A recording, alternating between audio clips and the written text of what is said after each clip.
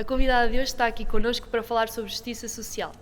A doutora Bruna Coelho é atualmente gestora de comunicação e marketing no Tivoli Copc Porto Gaia. Desempenhou funções como coordenadora editorial e de imprensa na Amnistia Internacional de Portugal, tendo estagiado também no Protocolo do Estado Português e na Embaixada de Portugal em Bogotá, na Colômbia. É formada em jornalismo e comunicação e mestre em relações internacionais, com especialização em estudos de paz, desenvolvimento e segurança pela mesma instituição. Olha para a escrita e fotografia como ferramentas de consciencialização dos direitos humanos, tendo um gosto particular pelas questões migratórias, proteção de minorias e direitos das mulheres. Doutora Bruna Coelho, para começarmos assim simples e sem palavras difíceis, se tivesse apenas um minuto para nos explicar o que é justiça social, o que diria? Um minuto não é muito, mas podemos dizer que a justiça social é o princípio fundamental pelo qual se rege a norma ou esta ideia de que toda a gente tem os mesmos direitos, tem esta igualdade de direitos e de oportunidades, independentemente da sua etnia, da sua origem, do seu género, da religião, da sua condição económica, todos estes fatores diferenciadores, no caso da justiça social, não entram em jogo, ou seja, entram em jogo porque sabemos que as pessoas são efetivamente todas diferentes, mas não entram em jogo na sua condição de poder efetivamente usufruir de todos estes direitos e de oportunidades. Que exemplos concretos pode dar assim do nosso dia-a-dia? Do nosso dia-a-dia, quando pensamos, por exemplo, em justiça social, se pensarmos no conjunto, por exemplo, de direitos humanos que um indivíduo deve gozar, pensamos, por exemplo, no direito à saúde. Portanto, esta facilidade que toda a gente deveria ter em marcar um exame, em ter acesso à saúde mesmo que viva numa zona mais remota, poder ter este acompanhamento e esta facilidade. Por exemplo, no direito à educação, sabermos que todas as crianças e todos os jovens podem e conseguem efetivamente ir a uma escola, que isto se calhar não é um grande problema aqui em Portugal, mas em países como o Afeganistão, por exemplo, desde 2021, quando tivemos o regresso dos talibãs ao poder, nós sabemos que há muitas meninas que não podem usufruir deste direito seu a irem à escola, a poderem, por exemplo, prosseguir para uma universidade. Há muitas estudantes que foram retiradas das universidades e das escolas, muitas mulheres que lecionavam e deixaram de o poder fazer, e portanto é um direito que é, na verdade, a base para os nossos sonhos. Quanto mais educação e formação nós tivermos, mais alto nós depois podemos sonhar.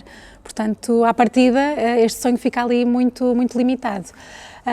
Ainda no setor da educação, se olharmos, por exemplo, aqui para Portugal, ter acesso a todos os materiais. Portanto, independentemente da nossa condição económica, quando falamos em justiça social, falamos em crianças que possam efetivamente ir à escola e também ter os materiais para poderem estudar com a mesma qualidade de quem tem condições económicas maiores, que têm estes transportes para poderem deslocar-se até ao sítio onde estão as suas instituições de estudo.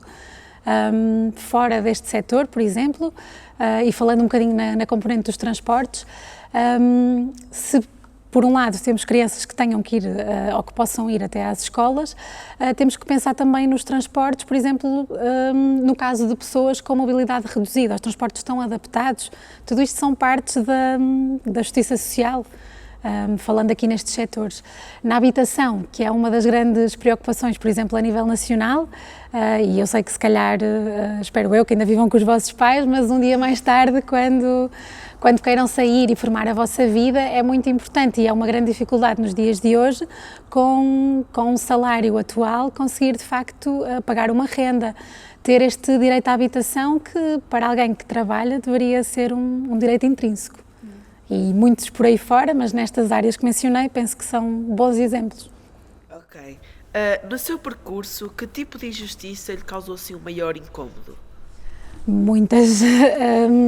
Não consigo ordenar, mas acho que, por exemplo, sempre que vejo alguém que luta por um direito que é um direito humano seu, por exemplo, dou o exemplo de pessoas que estão na sua condição de quererem uma vida melhor e que têm que migrar para outro país e terem esta oportunidade de o fazer e terem direito ao seu asilo num país que lhes oferece esta segurança.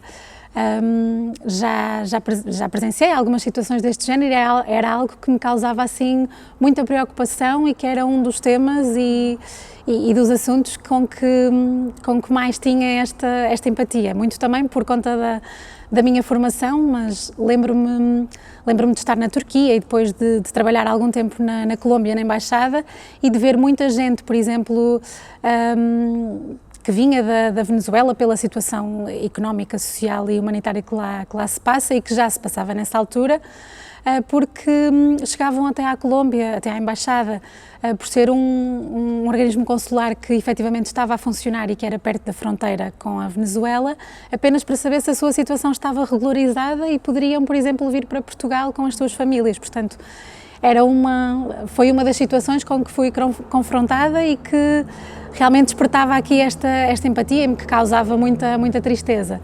Mas há muitas outras, sempre que vejo alguém que não tem a possibilidade de ter um tratamento, que não tem este direito à saúde, que, como referi no exemplo anterior, que não pode estudar e a quem é barrado esse seu sonho de poder eventualmente seguir uma carreira numa área que exige aquele tipo de formação, sempre que alguém não consegue prosseguir com a sua vida, é algo que me deixa muito zangada e triste, claro. Quanto às redes sociais, acha que ajudam a promover a justiça social ou ainda incentivam mais assim, a discursos de ódio?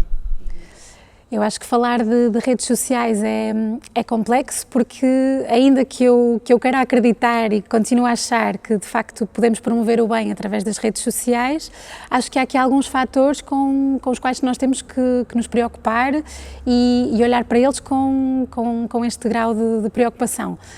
Saber, por exemplo, que as redes sociais funcionam muito na base de aquilo que gera o maior número de cliques, portanto aquilo que nos desperta uma maior curiosidade e que na verdade não são na sua maioria conteúdos tão empáticos ou assim, portanto são conteúdos poderosos no sentido de isto é muito estranho ou isto até me revoltou e inquietou-me, eu vou partilhar. Portanto, acho que o bem pode estar nesta partilha, mas acho que aquilo que é polémico normalmente está na base dessa partilha.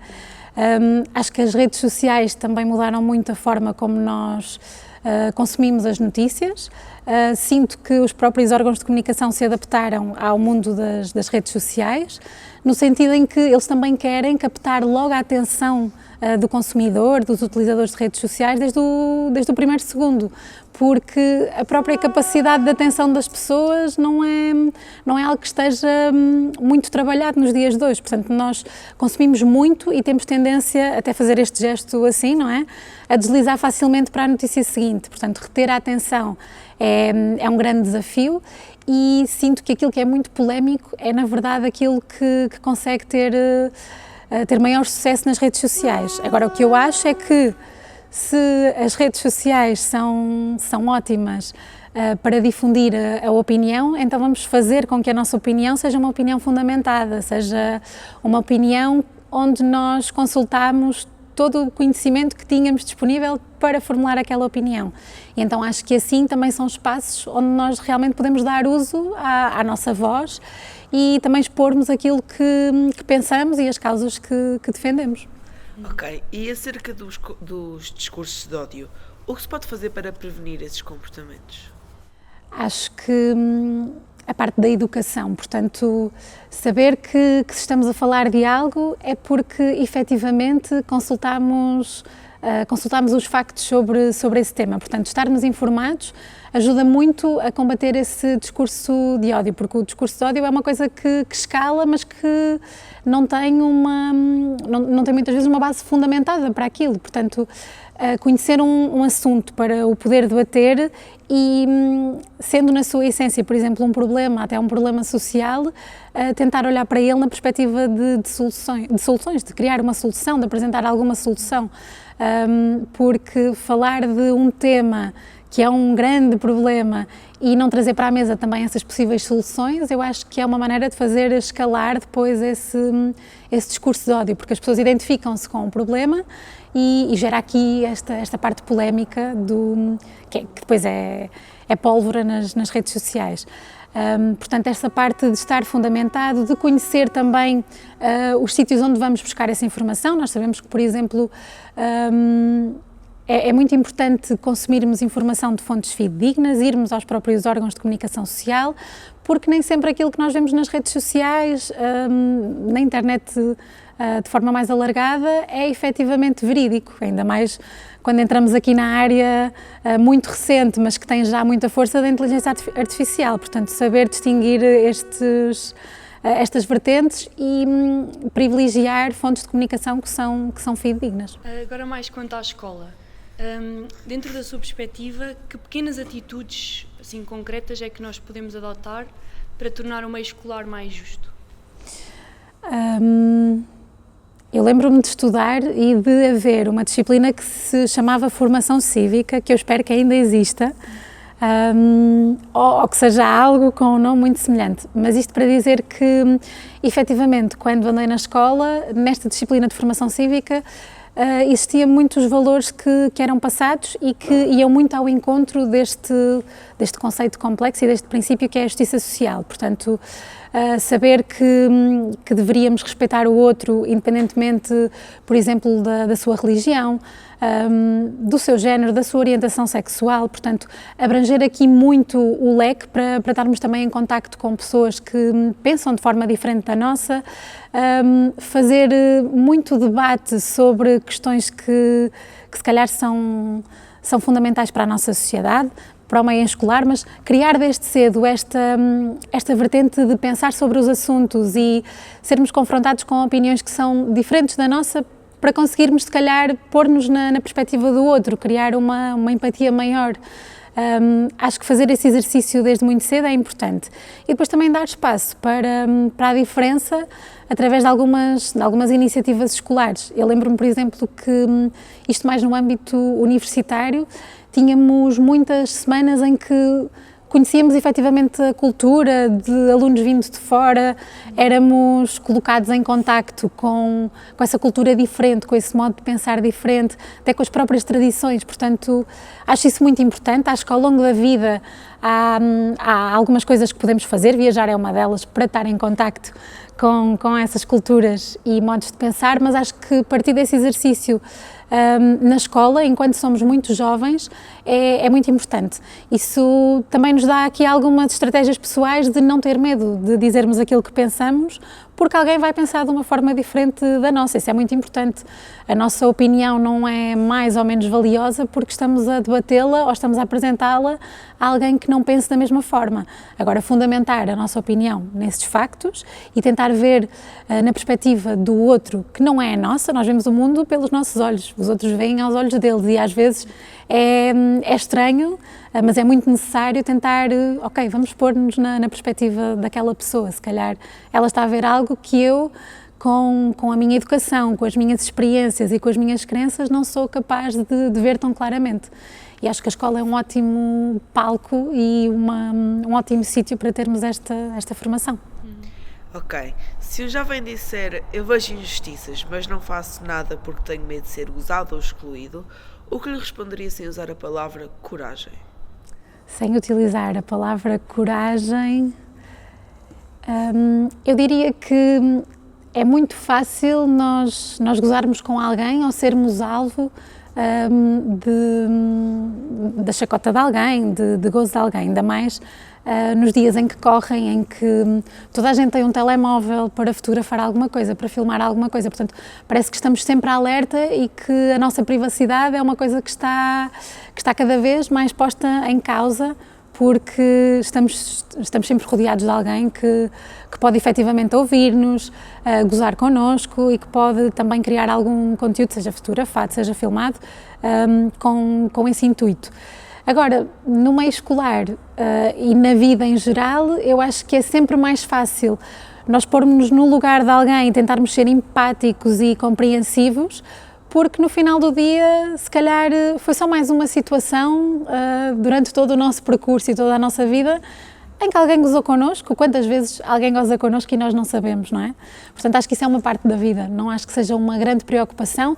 Acredito que nas idades mais juvenis, em que efetivamente estamos a construir-nos enquanto pessoa e estamos a perceber bem de que forma é que pensamos e pronto, e também estamos a conhecer-nos melhor, acho que isso pode ter um peso maior, mas no final do dia acho que é muito importante fazermos o exercício de, se calhar fui gozado, mas estou bem com aquilo que fiz, portanto estou de consciência tranquila, ajudei aquela pessoa e sinto-me bem por isso, ou intervi nesta situação e estou orgulhoso de mim mesmo. Eu acho que esse sentimento é muito mais duradouro e é muito mais importante do que pensarmos ou deixarmos de fazer alguma coisa ou de ter alguma atitude porque estamos a pensar naquilo que o outro vai achar do que eu estou a fazer. E estarmos seguros dos nossos passos e conseguirmos ser empáticos, acho que vale muito mais, e não usei a palavra coragem, acho eu, pelo menos nesta descrição. Ok. E no dia-a-dia, assim, fora de grandes causas, que pequenas atitudes nossas é que podem fazer mesmo uma diferença na defesa da justiça social? Eu acho que é muito fácil estar atento, ajudarmos os outros, no meio escolar, por exemplo, na nossa rede de amigos, tentar perceber se alguém não está tão bem naquele dia, procurar perceber, procurar ajudar, e são pequenos gestos no dia-a-dia que podemos fazer e que também estão eles ligados à justiça social, porque é a nossa forma, a mais intimista e em comunidade, que podemos fazer para dar sentido a esta palavra, ou a este conceito. Há muitas coisas, portanto, ajudar as gerações mais velhas, se calhar menos instruídas, por exemplo, na nossa família, se virmos que alguém precisa de ajuda para fazer esta tarefa, ou que o meu irmão mais novo não está a conseguir fazer os trabalhos e se calhar os meus pais estão ocupados com outras tarefas, eu posso fazer isto. Ou a minha avó não percebe nada de telemóveis e eu até sou aqui um guru da tecnologia. Portanto, há muitas coisas pequeninas que não damos importância, mas que na verdade são fatores e são tarefas que também determinam aqui a nossa forma de ajudar e que são muito fáceis de fazer.